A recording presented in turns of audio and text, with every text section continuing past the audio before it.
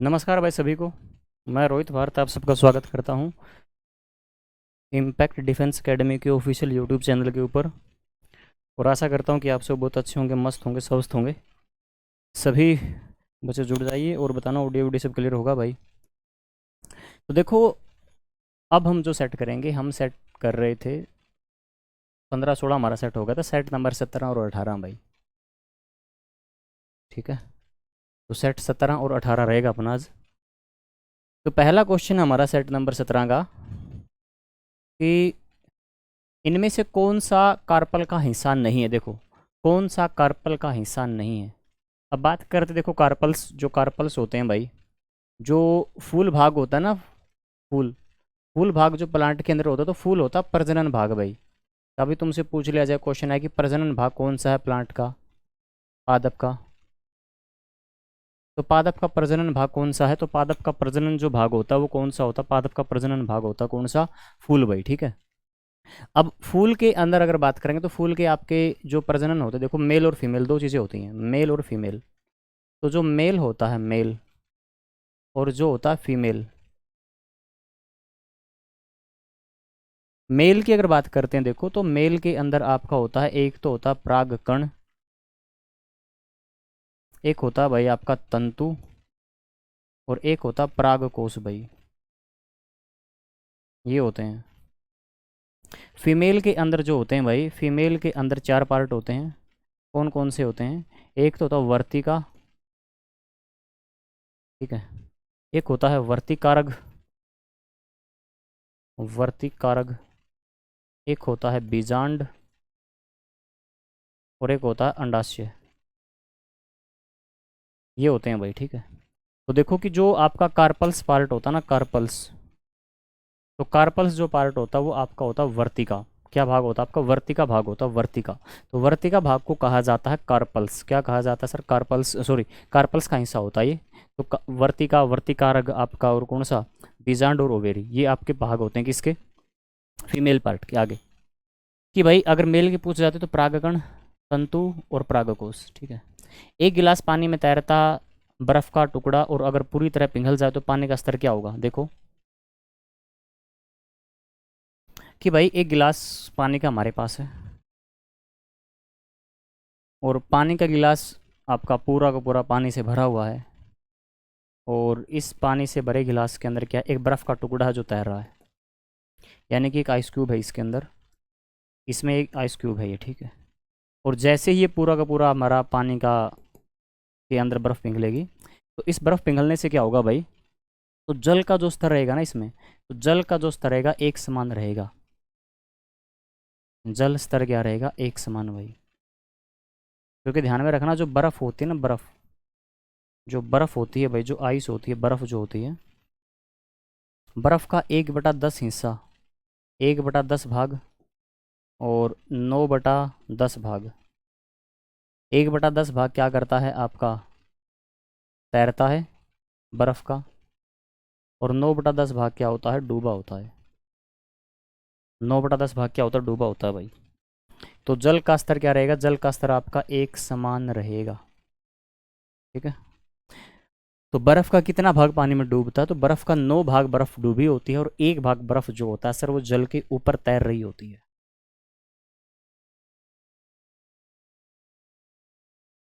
Next भाई, तो next question है कि भाई इनमें से कौन सा आपका डीमैग्नेटाइज्ड का एग्जाम्पल है। देखो, किस चुंबक के चुंबकीय गुणों को खत्म करने के लिए किसे अपनाया जाता है। देखो कि जो चुंबक होता है, चुंबक,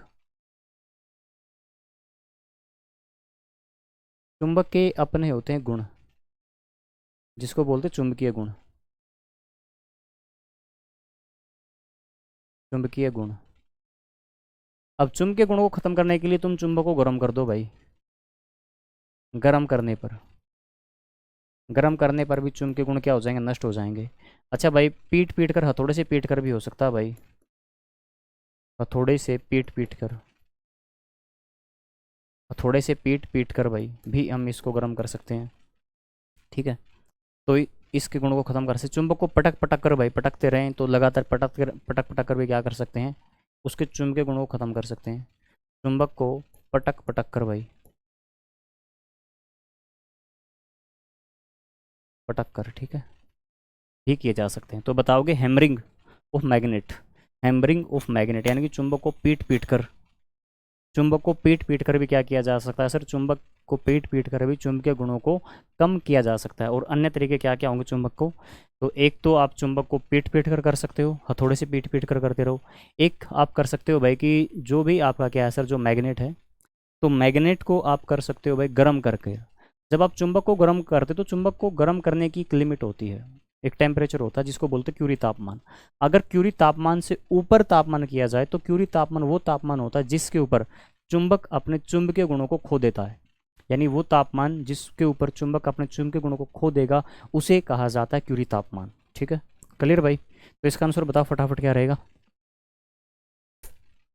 तो इसका आंसर क्या रहेगा, इस क्वेश्चन का आंसर क्या रहेगा देखो। तो यानी कि चुंबक को हथौड़े से पीट पीट कर, ठीक है ना, चुंबक को हथौड़े से पीट कर, चुंबक को जब हथौड़े से पीटेंगे तो चुंबक के चुंबकीय गुण क्या हो जाएंगे सर, कम हो जाएंगे, खत्म हो जाएंगे। ठीक है, नेक्स्ट भाई, एड्स जो होता है, एड्स, एड्स किससे फैलता है, देखो एड्स फैलता है HIV वायरस से, HIV virus, human immuno deficiency virus होता है ये, ह्यूमन इम्यूनो डेफिशिएंसी वायरस, इससे फैलने वाला होता है। और एक होती है जो फैलता है वो बीमारी क्या होती है आपकी, एड्स होती है। यानी कि HIV की थर्ड स्टेज के ऊपर जाकर एड्स होती है। ठीक है, तो ये होती है एक्वायर इम्यूनो डेफिशिएंसी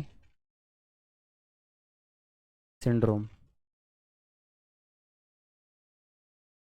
ओके, तो वायरस से होने वाला होता है। और एड्स का टेस्ट भाई, इसका जो टेस्ट होता है वो होता है एलिसा, टेस्ट होता है एलिसा भाई। ठीक है, आगे भाई, wave theory of light is proposed by, यानी कि जो वेव थ्योरी है, देखो जो लाइट होती है हमारी, तो लाइट एक तो पार्टिकल के रूप में होती है और एक लाइट होती है वेव के रूप में।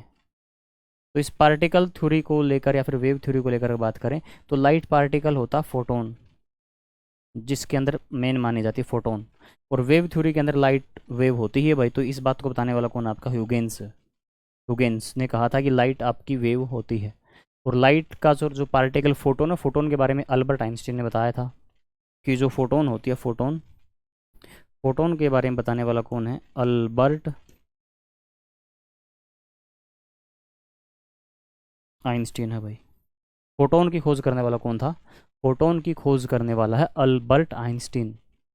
और फोटोन क्या होता है, फोटोन होता है पैकेट ऑफ एनर्जी होता है, यानी कि ऊर्जा का एक पैकेट होता है, ऊर्जा का एक पैकेट होता है। पैकेट ऑफ एनर्जी आपका क्या कौन होता है सर, वो फोटोन होता है। क्लियर? आगे कि भाई, आगे है, जीवित संसार में ऊर्जा अणुओं के नाम से किसे जाना जाता है, जीवित संसार में ऊर्जा अणुओं के नाम से किसे जाना जाता है। देखो जो भी लिविंग बींग्स होते हैं, यानी कि अगर मैं अपनी बात करूँ, हमारे जीव, हमारे शरीर के अंदर, हमारे शरीर के अंदर हम जो लिविंग बींग्स हैं भाई, तो हमारे शरीर में जो ऊर्जा की इकाई होती है, हमारे शरीर में जो ऊर्जा की इकाई होती है वो होती है ATP। हमारे शरीर में ऊर्जा की इकाई क्या होती है, ATP होती है, ATP। और ATP क्या होती है, ATP होती है आपकी adenosine, adenosine triphosphate, adenosine triphosphate, ये आपकी होती है ATP। और ATP को कहा जाता है करेंसी ऑफ ह्यूमन बॉडी,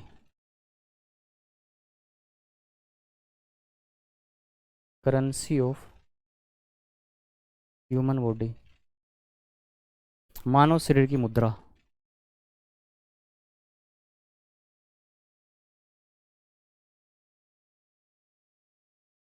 मानव शरीर की मुद्रा करेंसी होती है हमारे शरीर की। अब ATP जो स्टोर होती है, ATP का स्टोर होता है किसके पास, माइटोकॉन्ड्रिया के पास। किसके पास होता है भाई, माइटोकॉन्ड्रिया। इसलिए माइटोकॉन्ड्रिया क्या होता है, पावर हाउस होता है, पावर हाउस होता है सेल का। ऊर्जा का घर तुमसे पूछे कौन होता, माइटोकॉन्ड्रिया होता, तो हमारा आंसर क्या होगा, एटीपी। आगे वजन मापने की इकाई क्या होती है, देखो वजन मापने की इकाई।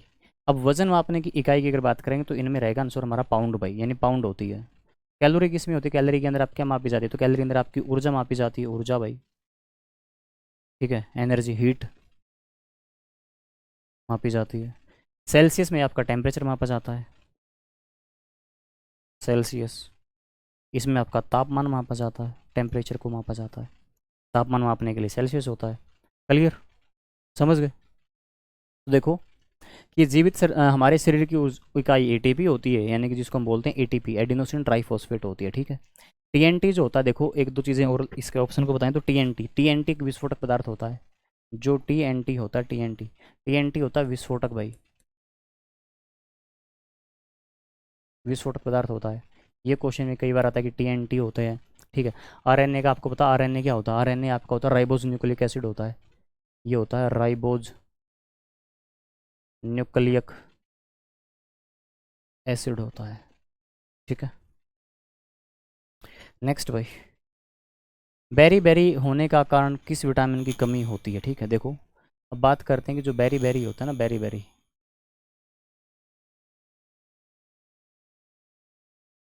तो बेरी बेरी किस विटामिन की कमी से होता है, देखो कि जो विटामिन ए होता है, विटामिन ए, विटामिन ए की कमी से होता है रतौंधी, विटामिन ए की कमी, यानी कि एक कमी है, ठीक है।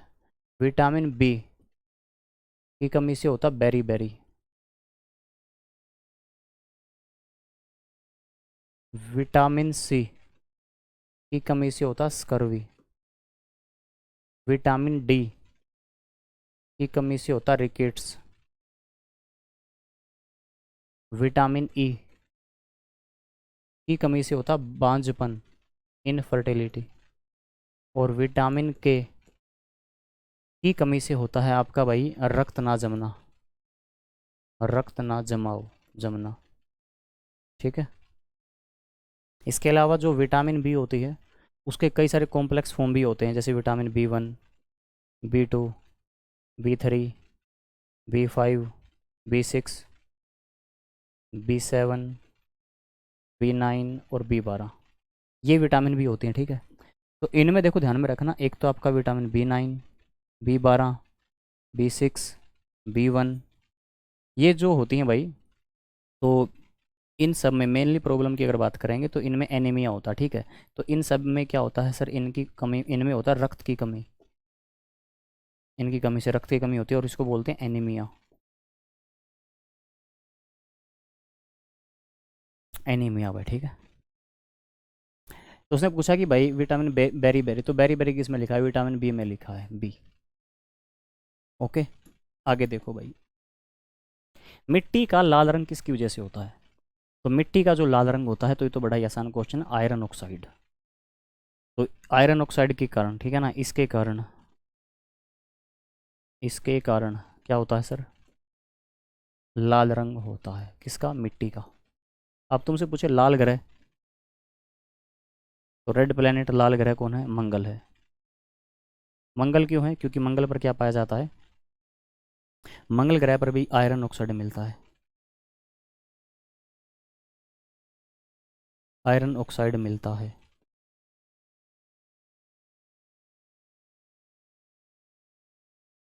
तो आयरन ऑक्साइड कहाँ पर मिलता है सर, आयरन ऑक्साइड आपका मिलता है कहाँ पर, आपका मंगल ग्रह के ऊपर मिलता है। तो मंगल ग्रह को भी लाल ग्रह कहा जाता है, ठीक है, लाल ग्रह कहा जाता है, किसके कारण, आपका मिट्टी के कारण, लाल रंग की मिट्टी यानी कि आयरन ऑक्साइड। और नीला प्लैनेट किसको बोलते हैं, नीला ग्रह, वो हमारी अर्थ है, अर्थ है भाई, पृथ्वी है। और पृथ्वी की जुड़वा बहन, ट्विन सिस्टर, तो ट्विन सिस्टर किसको बोलते हैं, शुक्र को बोलते हैं भाई, शुक्र को बोलते हैं, ठीक है। क्लियर हो गया, समझ गए। आगे भाई, निम्न में से कौन सा जोड़ा है जिसमें आपका अकार्बनिक यौगिक है,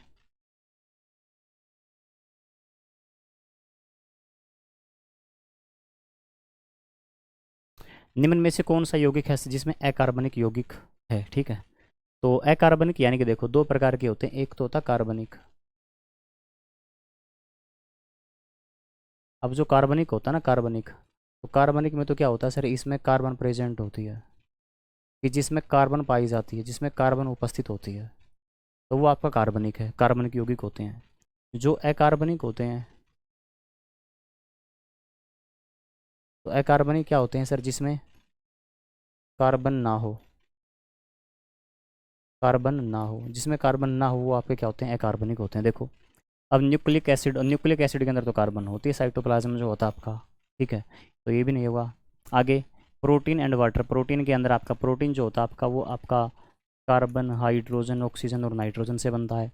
वाटर एंड साल्ट, ये आपका होगा वाटर एंड साल्ट, ठीक है। न्यूक्लियस एसिड में भी होती है, प्रोटीन में भी होती है, तो आपका आंसर क्या बचेगा, तो यहाँ से आपका जो आंसर बचेगा वो आपका आंसर बचेगा ये वाला, वाटर एंड सोल्ट भाई। तो पानी और नमक के अंदर आपका क्या, इनऑर्गेनिक होते जिसमें कार्बन नहीं होते, ठीक है। वाटर आपका H2 और साल्ट आपका NaCl, ठीक है, H2O और NaCl। NaCl से याद है आपका, NaCl आपका होता है साधारण नमक, कॉमन साल्ट, साधारण नमक होता है, इसको ही बोलते हैं table salt, table salt, table salt इसको ही कहा जाता है, ठीक है, टेबल साल्ट होता है। H2O का द्रव्यमान कितना होता है, H2O का मास तुमसे पूछ ले, द्रव्यमान बताओगे तो इसका होता है 18, हाइड्रोजन और ऑक्सीजन से बनता है। ओके, नेक्स्ट भाई, द वर्ड सेप्रो मीन्स, तो जो वर्ड है,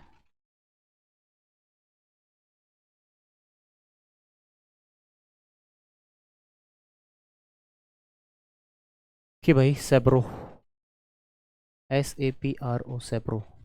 अब सेप्रो का जो अर्थ होता है ना, सेप्रो, तो सेप्रो का अर्थ होता है भाई आपका रोटन, रोटन, ठीक है ना। सेप्रो का क्या अर्थ होता है आपका, सेप्रो का अर्थ होता है रोटन भाई, रोटन, सड़ा हुआ, रोटन होता सड़ा हुआ, सेप्रो यानी कि सड़ा हुआ।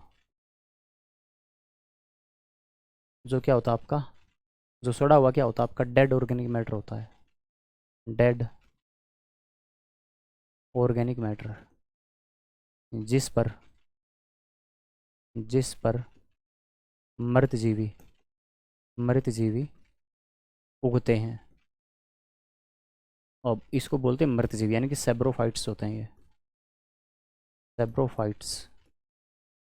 सेब्रोफाइट्स कौन आएगा, कवक होती हैं। अच्छा भाई, फफूंदी भाई, फफूंद होती है, फफूंद, ये सारी की सारी आपकी क्या होती हैं, आपकी सेब्रोफाइट्स होती हैं। ओके, तो सेब्रो शब्द का अर्थ क्या होता है, सड़ा हुआ, रोटन।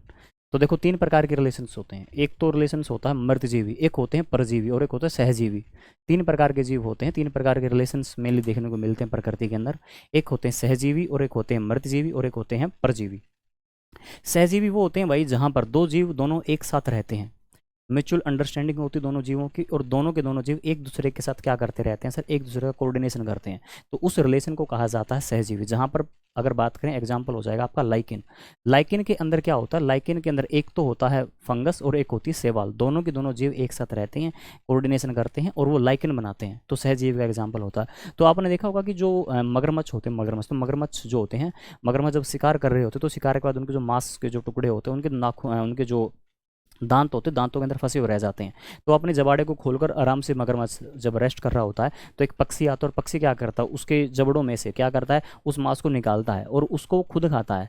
तो यानी कि पक्षी को ज़्यादा मेहनत भी नहीं करनी पड़ी, और उसने क्या कर लिया, उस मगरमच्छ को क्या कर लिया, मगरमच्छ के दांतों की सफाई भी कर दी। तो और मगरमच्छ के दांत पैरासाइट होने की वजह से, पैरासाइटिक होने की वजह से सड़ने से बच गई भाई वो वहाँ पर।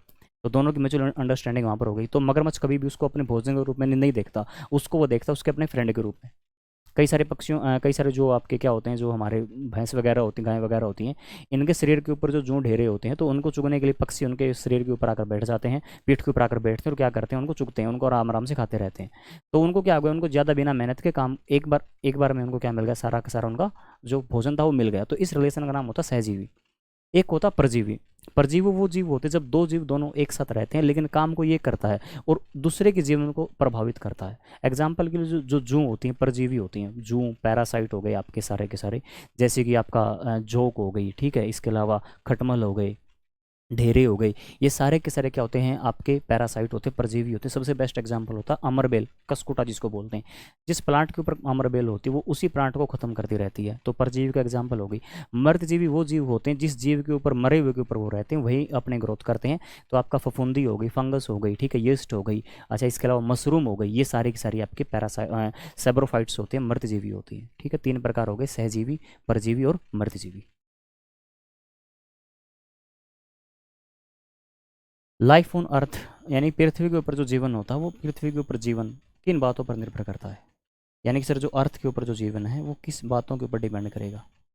तो अर्थ के ऊपर जो जीवन होता है वो क्यों होता है, क्योंकि सर कार्बन बेस मॉलिक्यूल होते हैं। कार्बन बेस मॉलिक्यूल होने की वजह से अर्थ के ऊपर जीवन एग्जिस्ट करता है। ठीक है, आगे भाई, जॉइंडिस यानी कि जो पीलिया रोग होता है, पीलिया, तो पीलिया रोग में क्या होता है देखो।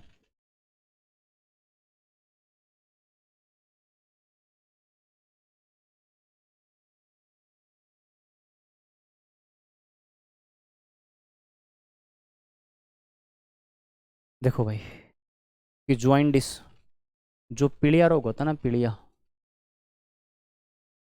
पीलिया रोग होता है लीवर में भाई। ठीक है ना, लीवर के अंदर होता है। क्यों होता है, क्योंकि लीवर क्या करता है, बिल रूबिन, बिल रूबिन वर्णक ज़्यादा हो जाता है। जब बिलरूबिन वर्णक ज़्यादा हो जाता है तो ये हमारी नाखूनों के अंदर, त्वचा के अंदर जमने लग जाता है, जहाँ से पीड़ा रोग होता है भाई। ठीक है, क्लियर। आगे भाई, तो हमारा आंसर क्या होगा, इसका लीवर हो जाएगा, क्लियर। ठीक है, लीवर का अध्ययन क्या होता है, लीवर, लीवर हमारे शरीर की सबसे बड़ी ग्रंथि होता है, सबसे बड़ी ग्रंथि। ठीक है, और सेकंड सबसे बड़ा अंग भाई, सेकंड सबसे बड़ा अंग होता है। क्योंकि सबसे बड़ा अंग तो वैसे हमारा त्वचा होती है, त्वचा के बाद हमारा लीवर ही होता है। लीवर भारी भी है भाई, भारी अंग भी होता है शरीर के अंदर, वजन में बहुत ज़्यादा होता है, लगभग आपका 1700-1800 ग्राम का लीवर होता है हमारा, इतना हमारा लीवर का वजन होता है। ठीक है, आगे भाई, जो प्लांट्स होते हैं, प्लांट्स को जो ग्रीन कलर देता है, ठीक है, पौधों में पाए जाने वाला हरा वर्णक जो खाद्य बनाने में काम आता है वो कौन होता है, तो वो होता है क्लोरोफिल।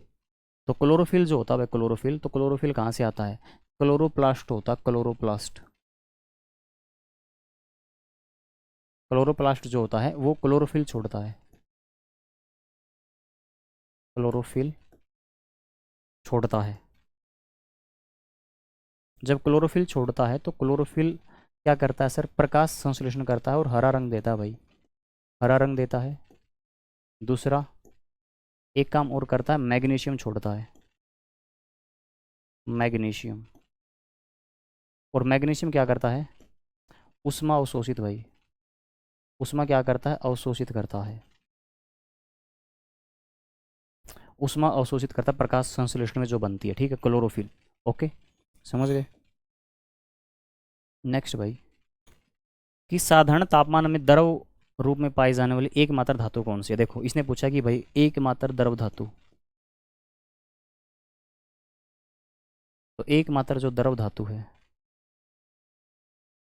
वो होती है पारा, सिंबल होता है Hg, मरकरी। पूछ लेता एकमात्र द्रव अधातु, लिक्विड नॉन मेटल, फिर बता दे bromine, liquid non metal bromine. पूछ लेता चमकदार अधातु, चमकदार अधातु, शाइनिंग नॉन मेटल, चमकदार अधातु, फिर बता दे आयोडीन, फिर बताते आयोडीन भाई। अगर ये पूछ लेता भाई आपसे कि भाई सबसे अच्छी चालक धातु, सबसे अच्छी चालक, फिर बता दे चांदी, सिल्वर। पूछता सबसे कम चालक, फिर तुम बता दे सीसा, टीबी, लेड भाई। ओके, इतने सारे क्वेश्चन हो गए आपके एक क्वेश्चन से। इतने में अगर कोई डाउट है, कोई क्वेश्चन है तो आप पूछना, तो फटाफट कमेंट करके पूछ सकते हो भाई। ठीक है, अब ये सेट था अपना, ये सेट अपना कंप्लीट होता, अब नेक्स्ट सेट की ओर मूव ऑन करेंगे, नेक्स्ट सेट की ओर बढ़ेंगे अब आगे।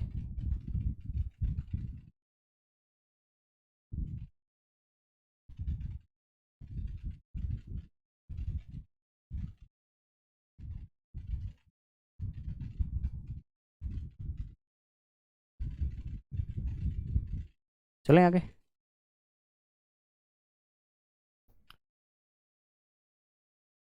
Who introduced the concept of momentum, इस संवेग का सिद्धांत देने वाला वैज्ञानिक कौन है? मोमेंटम क्या होता है? मोमेंटम फटाफट बताओ भाई, मोमेंटम क्या होता है? ठीक है,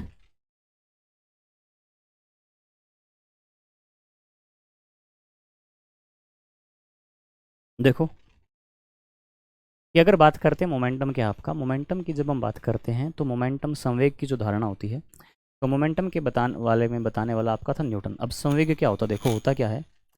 अ, गैलीलियो ने बनाई थी दूरबीन, पहले बता दूं इसके बारे में, गैलीलियो ने दूरबीन बनाई थी। तुमसे पूछ ले दूरबीन आविष्कारक, ठीक है। दो तीन बातें न्यूटन की, न्यूटन ने गति के नियम दिए थे, गति के नियम दिए भाई। न्यूटन को कहा जाता फादर ऑफ फिजिक्स।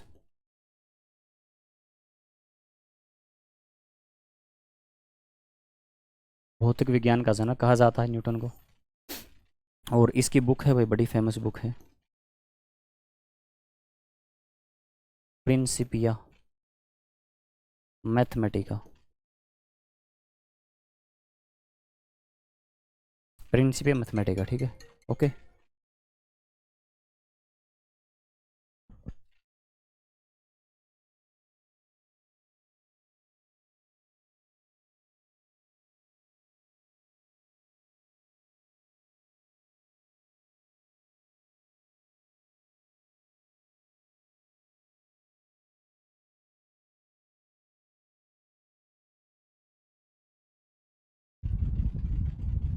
तो भाई न्यूटन ने संवेग के बारे में बताया। संवेग आपका क्या होता है? संवेग आपका होता है भाई द्रव्यमान गुणा वेग, गुणा वेग होता है। P बराबर है mv। इकाई क्या होती है इसकी? किलोग्राम मीटर बाई सेकंड होती है। किलोग्राम इंटू मीटर पर सेकंड, ये किसकी इकाई होती है? ये इकाई होती है किसकी भाई? आपकी संवेग की इकाई होती है, ठीक है। आगे भाई, कार्य करने की दर क्या कहलाती है? देखो कि कार्य करने की जो दर होती है, रेट ऑफ डूइंग वर्क, वो क्या कहलाती है? तो कार्य करने की दर, देखो जो वर्क होता है ना, वर्क, सॉरी इसने क्या बोला, हाँ work, rate of doing work, कार्य करने की दर, ठीक है। पूरा ही छोड़ो, पूरा तो क्या लिखें, लिखा हुआ है। इसने बोला कि कार्य करने की दर क्या कहलाती है, यानी कि जो तुम काम करोगे वो क्या कहलाएगा, तो वो होती है पावर। देखो पावर क्या होती है कि जो वर्क है, वर्क अपॉन टाइम होता है। एक बात ध्यान में रखना, जहाँ पर भी रेट वर्ड आता है ना, रेट, तो रेट वर्ड का अर्थ होता है पर सेकंड। एक सेकंड की बात हो रही है वहाँ पे, तो पर सेकंड की अगर बात होगी तो पावर क्या हो, वर्क अपॉन टाइम, तो वर्क क्या होता है आपका जूल, और टाइम तुम्हारा क्या होता है, सेकंड होता है। तो क्या हुआ, जूल अपॉन सेकंड या फिर जूल पर सेकंड, ये हो गया, ठीक है। और पावर की इकाई क्या होती है, पावर की यूनिट क्या होती है? पावर की यूनिट होती है वाट। क्या होती है? वाट होती है, ठीक है।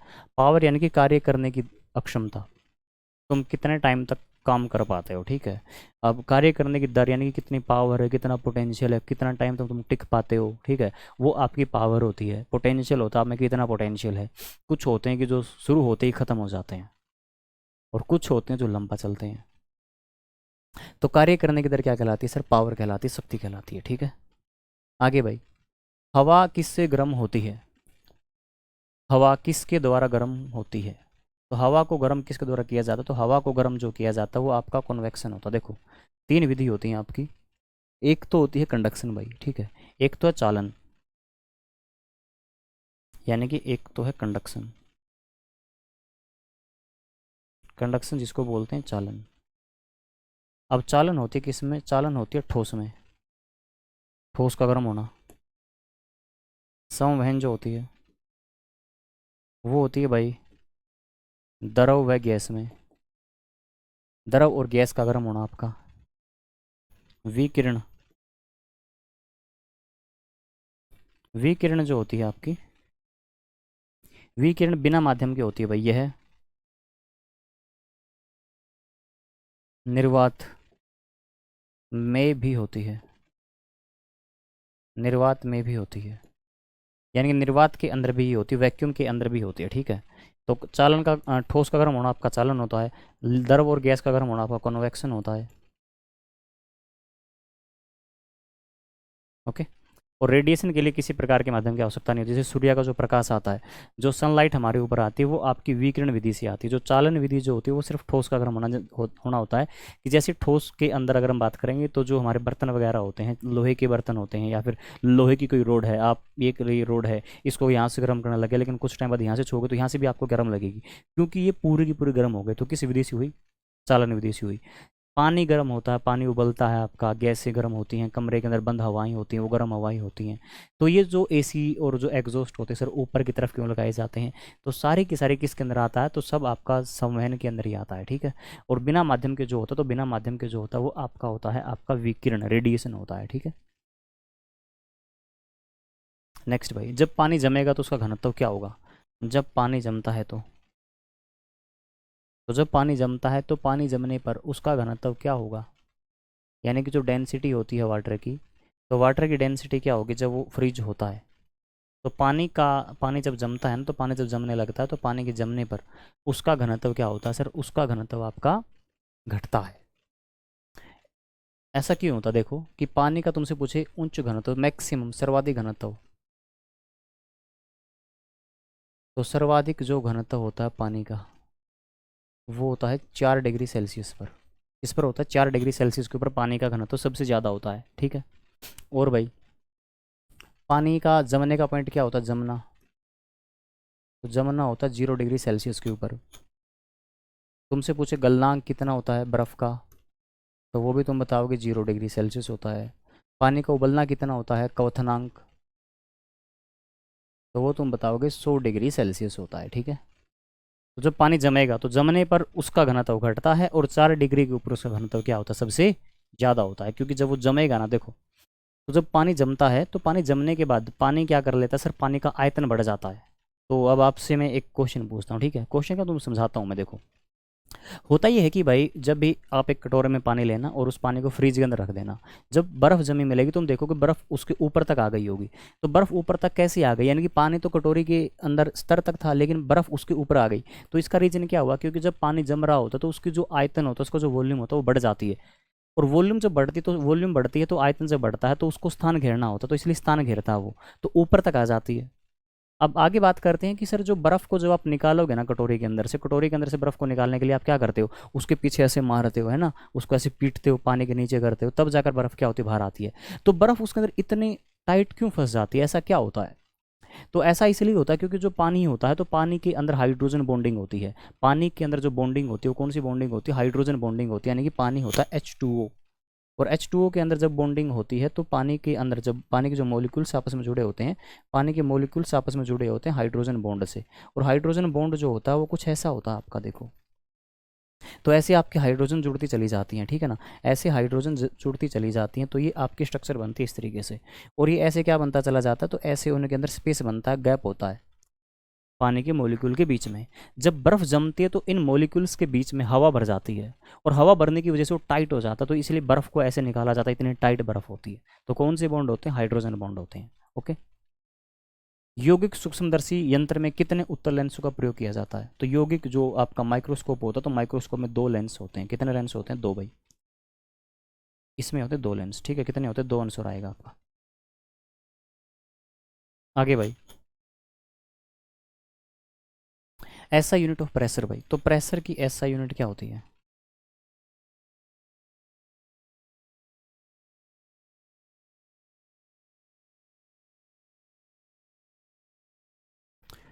देखो, अब मैं तुमको 2-3 यूनिट बताता हूँ, ठीक है। एक तो बात करेंगे प्रेशर। प्रेशर आपका होता है भाई न्यूटन बटा मीटर स्क्वेयर, ठीक है। सरफेस टेंशन, पृष्ठीय तनाव, ये होता है आपका न्यूटन बटा मीटर। और वर्क जो कार्य होता है वो आपका होता है न्यूटन गुणा मीटर। तो तीनों को ध्यान में रखना। प्रेशर, दाब, दाब आपका होता है न्यूटन बटा मीटर स्क्वायर, यानी कि फोर्स पर यूनिट एरिया आपका प्रेशर कहलाता है। किसी भी एरिया के ऊपर जो फोर्स काम करता है तो वहाँ से आपका प्रेशर बनता है, फोर्स पर यूनिट एरिया होगा। सरफेस टेंशन होता है कि जो फोर्स आपका वर्क करता है किसी भी लेंथ के ऊपर, फोर्स पर यूनिट लेंथ होता है, और जो वर्क होता है वो होता है Newton into displacement. Newton into displacement, force into displacement आपका होता है, न्यूटन इंटू मीटर होता है आपका वर्क होता है, न्यूटन अपॉन मीटर आपका सरफेस टेंशन होता है, और newton upon metre square pressure होता है, दाब होता है। तो तीनों ध्यान में रखना, तीनों कन्फ्यूजिंग होते हैं।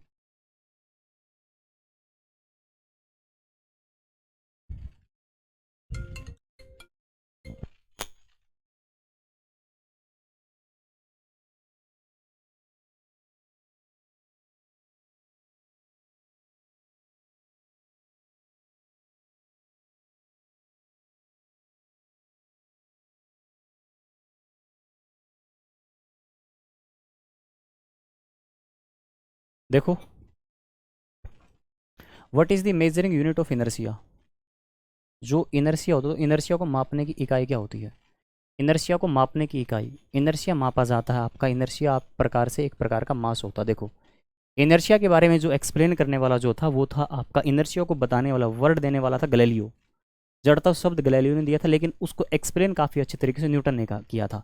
गैलीलियो ने कहा था कि इनर्शिया तीन प्रकार का होता है, यानी कि एक इनर्शिया होता है जो ऑब्जेक्ट रेस्ट में होते हैं, यानी कि जो ऑब्जेक्ट रेस्ट में है, एक जो ऑब्जेक्ट मोशन के अंदर है, और एक तीसरे ऑब्जेक्ट जो एक फिक्स डायरेक्शन में जा रहे हैं। तो न्यूटन ने कहा कि जब तक किसी भी ऑब्जेक्ट के ऊपर बाह्य बल काम नहीं करता तब तक ऑब्जेक्ट अपनी पोजीशन में रहता है। अगर कोई वस्तु रेस्ट अवस्था में है, अगर ये वस्तु रुकी हुई है, जब तक इसको बाहर से बल नहीं लगेगा तब तक ये गति में नहीं आएगी। अगर ये गति में है, ये तब तक गति में रहेगी जब तक इसके ऊपर कोई बाह्य बल कार्य ना कर दे, और जिस डायरेक्शन में ये जा रही है उसी डायरेक्शन में, उसी दिशा में जाती रहेगी। तो तीन प्रकार का होता है इनर्शिया, दिशा का जड़त्व, गति का जड़त्व, और एक होता है विराम का जड़त्व। तीन प्रकार का जड़त्व बताया है, ठीक है। और इनको अच्छे से एक्सप्लेन किसने किया? न्यूटन ने किया। और ये गति का पहला नियम यही होता है कि जब तक किसी वस्तु के ऊपर बाह्य बल काम ना करे तब तक वस्तु अपनी जो पोजीशन होती है नेचुरल उसी में रहती है। गति में है तो गति में रहेगी, रुकी है तो रुकी रहेगी, और जिस दिशा में जा रही है उस दिशा में वो चलती रहेगी। तो ये गति का पहला नियम होता है। इसके कई सारे एग्जाम्पल होते हैं कि आप बस में बैठे हुए हो, ठीक है, जैसे ही बस चलती है तो एकदम से हम पीछे की तरफ चलते हैं, तो क्या हुआ? आपका गति का पहला नियम है ये भी। जैसे ही ब्रेक लगेगी तो ब्रेक लगने के बाद हम आगे की तरफ चले गए, यानी कि बस रेस्ट में हो गई, हम गति में आ गए।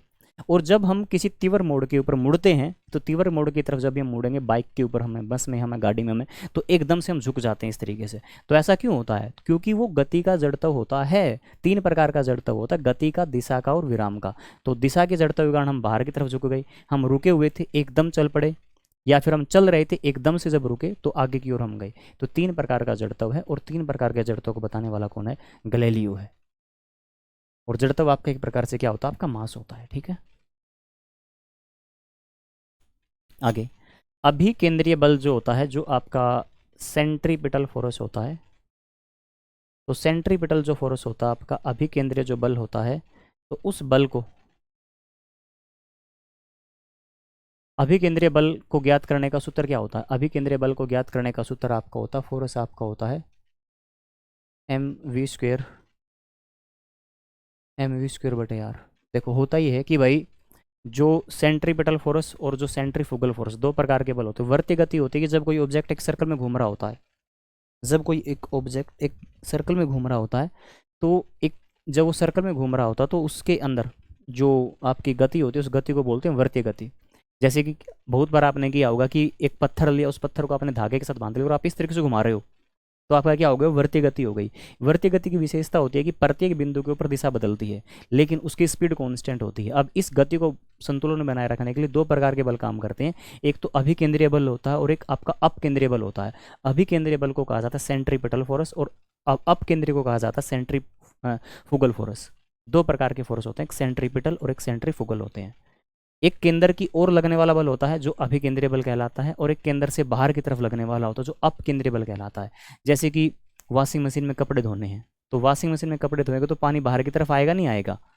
मक्खन वाली जो मशीन होती है, यानी कि रई जिसको बोलते हैं, रई लगाते तो लस्सी को बाहर की तरफ फेंक देती है, वो दही को बाहर की तरफ फेंकती है, यानी कि अपकेंद्रीय बल हो गया। और जब एक इलेक्ट्रॉन नाभिक के चारों ओर घूमता है तो वो अभिकेंद्रीय बल होता है। समझ गए?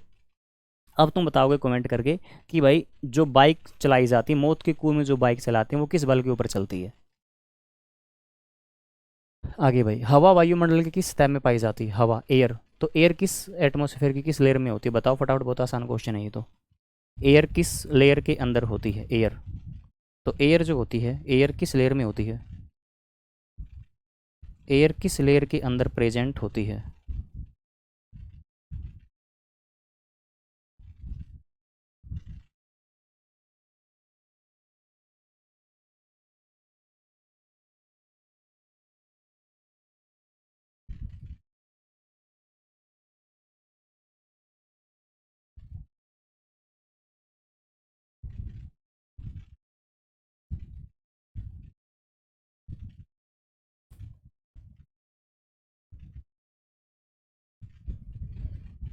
हवा किस लेयर में होती है? तो हवा किस लेयर में होती है? तो हवा आपकी किस लेयर में होती है? बताओ, हवा आपकी किस में पाई जाती है? हवा आपकी पाई जाती है ट्रोपोस्फेयर में, सौरमंडल में पाई जाती है। Electron volt.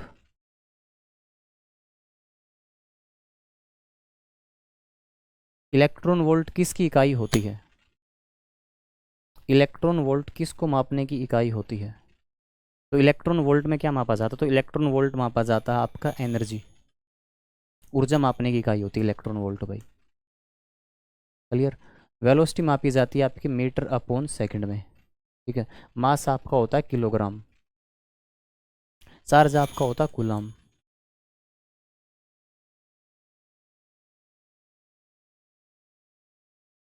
What is the large group of star together known as, यानी कि जब बहुत सारे जो तारे होते हैं, जब बहुत सारे तारे आपस में मिलते हैं, तो बहुत सारे तारे जब आपस में मिलेंगे तो उसको क्या बोलोगे?